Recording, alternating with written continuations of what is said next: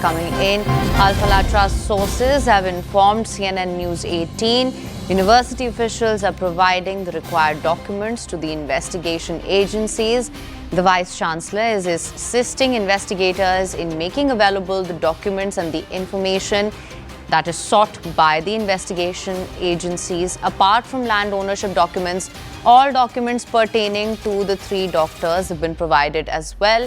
Furthermore, financial statements of the university and the trust are also being scrutinized by the agencies. We're learning that the Vice Chancellor has said that they are assisting the investigators, providing them all of the necessary documents which are required in further investigations, which have been sought by the investigators. For more on this, we're now being joined by Ananya. Thank you so much for staying on with us.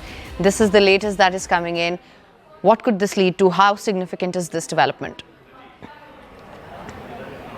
Well, absolutely. People who are privy to the running of this trust and also the university have told CNN News 18 that the Vice Chancellor is assisting, in fact, in the probe that is being carried out by the investigators and the NIA. They are, we had broken it yesterday that various documents, including land ownership documents, clearances from, in fact, the fire and the other departments of the national capital and, in fact, the Faridabad police and Faridabad fire services, etc., have been, scrutinized by the agencies, and the financial statements also of the university and the trust are being looked at by, in fact, the investigation agencies in order to check about foreign funding. However, Al-Falah Trust sources at yesterday also told us that, they had said that they do not receive any kind of foreign funding.